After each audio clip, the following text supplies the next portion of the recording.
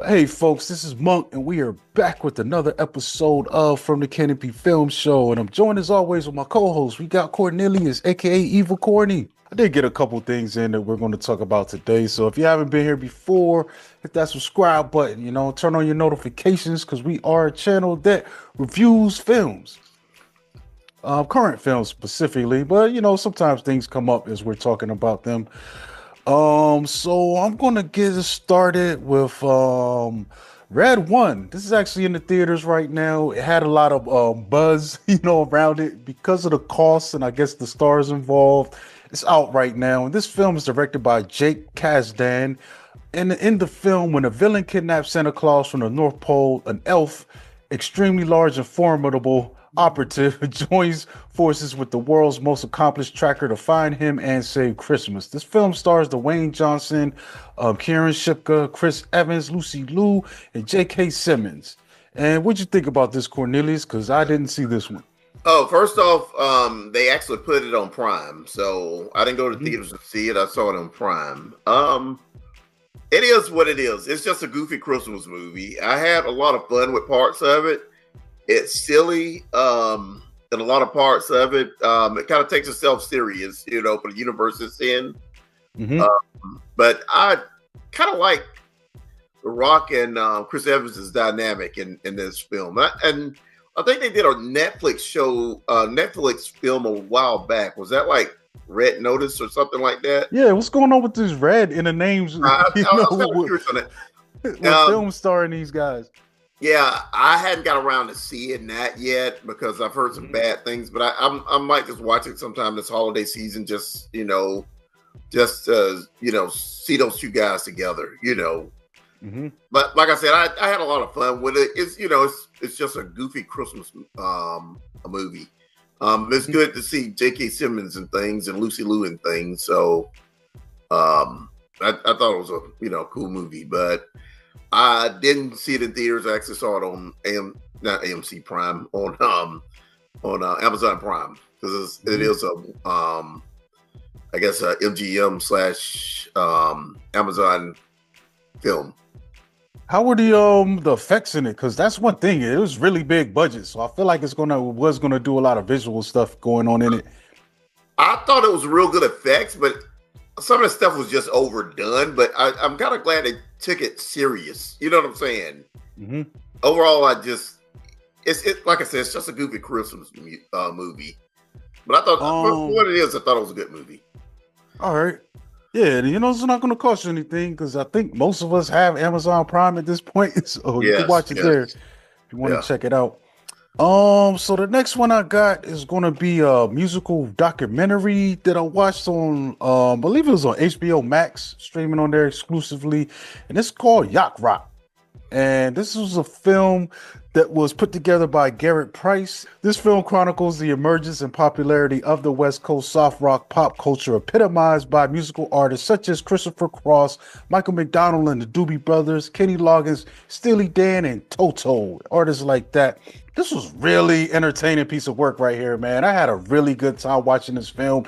It's cool because I think this subgenre of yacht rock, I mean, the music has existed forever, but I think the phrase, just kind of became a thing, maybe a few years ago that, kind of, entered the cultural lexicon, but being known as yacht rock, playlists and stuff popping up over that. I even think The Alchemist, he's a famous hip hop producer, and he has a few compilations that he's put together sampling, yacht rock music, so to speak. But it's cool seeing, how this subgenre got created, the guys that were involved. I always love this kind of stuff, being a music fan, seeing, interviews with the creators and getting their insights about the process and just seeing how it evolved over the years and how these guys, assembled and worked together doing this. This was really entertaining, and I love when a documentary has such a really upbeat presentation to it. It's not dry, you know what I'm saying? They keep it going and moving, the way it's edited and cut and the way they transition between segments. I thought it was really cool, man. I didn't know it was out, but everyone, people just started popping up talking about like, oh my God, this was so good. And I sat down and checked it out because, like I said, it's right up my alley, and I was pleasantly surprised, man. It's definitely one of these feel good moments. So I think, once you get around to it, you'll probably sit back and enjoy it. This one of those ones, it's kind of like watching piece by piece where you're just sitting in your seat, just grooving and smiling the whole way through as the memories come back to you, and you're like, oh my God, dude, I remember this, and it is cool, man. Is Hall & Oates on this? Oh yeah, they do. They've got all these dudes. That's just the like I said, this is music within that vein. The artists that I named are just to give you an example of what kind of music that this is covering. But dude, there's so many people in there, as well as like a lot of modern people. I think they got a lot of what's the name is in here too. Questlove, giving his input. So pretty much what I like is it covers those creators, but also we get commentary from modern people and fans and other artists, their thoughts about the genre and stuff. So it's cool, man. This is really well done. I could see this probably getting an award for best documentary this year if it's up or if it dropped by the deadline. I don't know what the rules are. Next one here I'm going to talk about is a film called Maria, and this is a musical drama. I think this is available on Netflix, if I'm correct. Yes. And this is directed by Pablo Larraín. And in this film, famed opera singer Maria Callas retreats to Paris in the 1970s after a glamorous yet tumultuous life in the public eye. And this film stars Angelina Jolie, Alec Baldwin, Pier Francesco Favino, and Valeria Golino. And I haven't seen this one, so we're going to have to defer to Cornelius for his input on this one. Okay, I really enjoyed this film.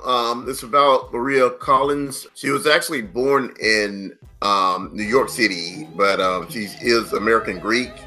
And at one time, she was one of the most influential opera singers, of the 20th century. She sang soprano. And what happens in this film is like right now she's retired and her voice went in decline. So as an opera singer, if you don't have your voice, you might not ever get something like that talent back. I guess it's a stimulant called Madrax, and it's pretty much what Quaaludes are or were, but it's a version of Quaaludes.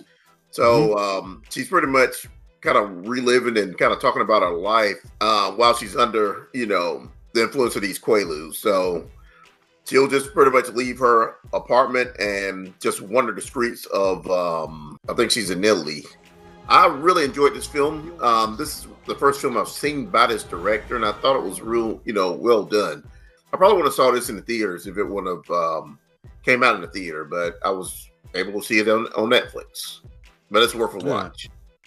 That's cool. What's interesting, there was actually another film called Callas, which came out in 2023 about her as well, the opera singer, and this one stars Noomi Rapace from the girl with the dragon tattoo fame, and also has Eva Green in it too in that cast. Oh, really? So I haven't heard anything about this one though. That's interesting, but it is available if you want to rent it and check it out. And as we said earlier, this one with Angelina Jolie is available on your Netflix. So if you want to check it out, you don't gotta, leave. You can watch this while you're wrapping up the presents, And shout out to Courtney, man. I got my Christmas card, man. Appreciate that. Oh, thanks. Okay, you're welcome. You're welcome. And my last one that I've got on my list for today is going to be Exhibiting Forgiveness, and this is a drama film directed by Titus Kafar. And in this film, a black artist named Terrell finds his path to success derailed by an unexpected visit from his estranged father, Laron, a recovering addict desperate to reconcile. Together, they learn that forgetting might be harder than forgiving. This film stars Andre Holland, Andrew Day. We've also got Anjanae Ellis, John Earl Jelks. So Andre Holland plays Terrell. And John Earl Jelks plays Laron, his dad. We also got Ian Foreman, who plays the young Terrell. So this film, I thought this film was really good. Like, it has some really great performances, we get these characters clashing and trying to reconcile, because it's an interesting thing, because Terrell, the character, you can tell he's, we meet him, he's enjoying success, but he also seems to be a troubled artist. His paintings are selling, he's got gallery openings, and it seems like he uses his art to work through, things from his past, and they're like, dang, dude, you kind of on top of the world right now, so why aren't you happy? And his father does come back into his life. I mean, we get a scene where his father, who's been down and out, kind of gets caught up in the situation and enters pretty much like a halfway house or a treatment center. And it starts from there. So then it kind of works back into, what caused this rift. And it is heavy, man. There are some really heavy emotional scenes in the past. Basically, you see that LaRon was really heavy-handed with his son, to the point where it almost broke him, man, and left a lot of scars. And then we get into the fact that his addiction takes place. I mean, he's a crack addict, you know what I'm saying? And that really shook things up, caused rifts with him and his mom, so you get this kid that was traumatized by, being around his dad, and one of those pushful dads, man. Like it's one of those scenes in this film where he's doing landscaping work with his dad, and his dad is just like pushing this little kid, like just pushing him. It's like at one point the kid steps on a nail, while they're on the job, and rather than stopping, taking the kid to the doctor to get it patched up, he makes his kid push this push mower that's taller than him. You know what I'm saying? To finish this job, and this kid, he's like, suck it up kind of stuff, but and then we also get the scenes with his mom, you figure out why they're estranged, and just, the arguments, and this little kid is like, around and present and seeing this stuff. So it's crazy, man. So, LaRon does try to change his life around, but it's also like, dude, I haven't forgotten what you did. I might can forgive you to a certain point, but me not being able to forget is only going to it's going to keep you at arm's length, with some hostility too still. So it's kind of crazy, man. I think that's why the title is what it is. Part of the play on the fact that Terrell's an artist, exhibiting, and then forgiveness, so that comes into play. But this is a really, really well acted, really well performed, dramatic thing, and film, and it's cool too. Anjanae Ellis is in this playing Terrell's mom. She's got some really great scenes in this, man. Like it's this thing is good, man. It's really good, man. And you even see how some of the characters are trying to even break through, and help Terrell, but it's something that he's got to work out to himself, man. You really can't tell someone how to respond to hurt and when, if at all, they're going to be able to reconcile that, so that's on them, you know what I'm saying? So I think it does a good job of portraying, these emotions and stuff like that, But yeah, that's about it, man. Anything you looking forward to upcoming? Probably Nosferatu and what's that? The Fire Inside, the boxing film. Oh yeah, those are things I probably watch in the next week. But this is, I guess we can kind of blame it on the actors and I guess writer strike, because we're slowly, next year? next year it should be off the hook. But we've had movies this year, but it's been a lot of like lacking like blockbusters this time of year. For this time of year, I don't know if you picked up on that. I wouldn't even say more blockbusters, but just like really good films in general. There are some good stuff, but it's just kind of like I told you earlier, man. I've seen a lot of films. I had a good time in the movies, but there was a lot of stuff that I don't think I'm going to be keepers for me, that I'm going to revisit. It's been dragging, but there are some more stuff that I'm hopeful for. We do get the Superman Legacy trailer supposed to be premiering tomorrow. They showed a teaser today. I think he just named it Superman now. I don't think it's Legacy on it. Oh, okay. Yeah. So they're showed a teaser earlier today, and the jerks on the internet are already picking it apart. I'm like, bro, you saw like 30 seconds, which wasn't even the full 30 seconds, because it's broken up by stretches of titles on a shrunken aspect ratio, on compressed Twitter video footage, so you guys don't know what this thing looks like just yet. Why don't they relax, man? Just wait. Being a comic book fan and like just knowledgeable about Superman. From what I saw, just seeing the Daily Planet's like, office building, and then like just seeing like the staff of the Daily Planet minus Clark Kent. Whatever they're looking at in that trailer, because you see like characters like Cat Grant, Lois Lane, and Jimmy Olsen in that shot. So we're not having like a half-ass like I was in the Snyder Cut, to where you don't know, other than Perry White and Lois Lane, you don't know who else is working in this office.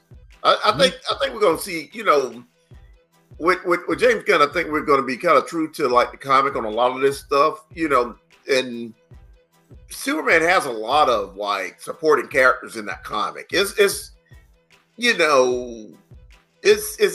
not like it's just you'll just be dealing with him and Lois. You know what I'm saying? Yeah.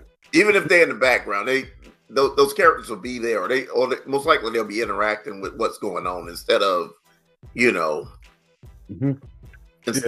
of just people just in just background characters in the office. I really can't wait to see this film. Yeah, and I don't know. I'm just going off the vibes I'm getting from the trailer. I don't feel like this is going to be a full-on origin story. It looks like we're getting Superman, who's been Supermaning for a little bit at least. So that's kind of cool. And that's the thing with what James Gunn is doing. He can't do the Marvel thing to where some of this is new to this world. So and that'll be a complete cop out. Just doing what Zack Snyder's trying to do with the Snyderverse. Heroes have been here all along. You don't have to go through and start saying anybody's origin story. You don't have to. Everybody pretty much knows Superman's origin, so we don't really have to see that on film again. But like just seeing like some of the support characters in pictures, like heroes like Mr. Terrific, Hawk Girl is supposed to be in here, Guy Gardner is supposed to be in here, amongst a couple other characters I can't think of right now. And then you go have Lex Luthor in here. It won't be what we've got in the past. We're just going to be going in viewing an existing world. Yeah, that's cool, man. I think that's about it. I mean, we do got Nosferatu and the boxing thing. I think I will check those out, but I don't know. I can't really think of anything I'm excited for that's going to end out this year. But it's not like a couple years ago we had Avatar or Star Wars. You know what I'm saying? Yeah. And I do miss Christmas Star Wars movies. Yeah, me too. Star Wars fans. Yeah. So-called fans. Thanks a lot. And to be honest with you, I kind of wish, deep down, they would have just put Captain America in right now. Because I think Captain America probably kill it right now. Because we haven't had but like one Marvel film this a real true Marvel film this year. Because I don't count the Sony Sony Sony Spider-Man films, except with the exception of the Miles Morales stories, Spider-Verse things as Spider-Man. I think that is the last piece of news that I got. I think Spider-Verse, if we're lucky, we're going to get that maybe fall, winter of 2026 or early 2027, because they haven't even finished. They made those things back to back.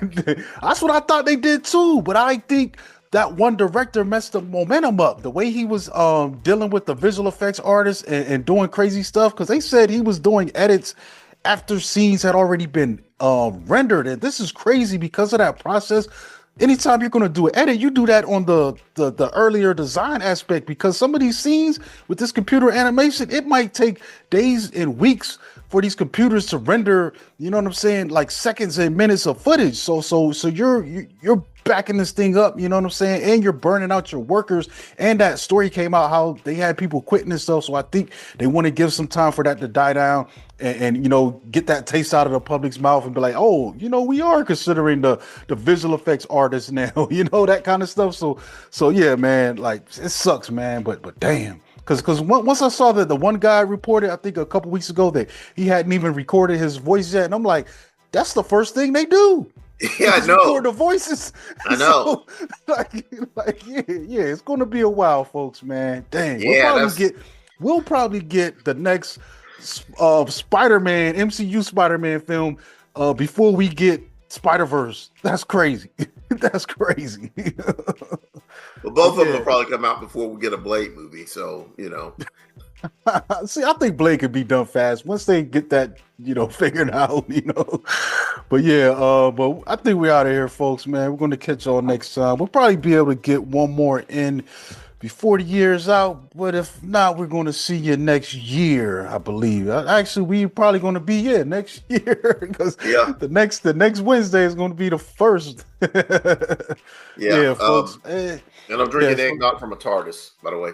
Oh man, I just bought some eggnog today, man. I will tell you, man, if you're an eggnog aficionado like I am, stay away from that soy nog, man. Do yourself a favor. Don't do it ever. I tried it like 3 or 4 years ago. It's such a waste of money and everything, man, and flavor. I was like, this is, it was horrible. I saw it in the store one day. I was like, you know what? Let me be a little more health conscious. And that's the thing, man. If you're an eggnog enthusiast, you just gotta commit. You're not going to be health conscious. You just got to commit. You're going to get some extra calories. You're going to bulk up a little bit around this time of year.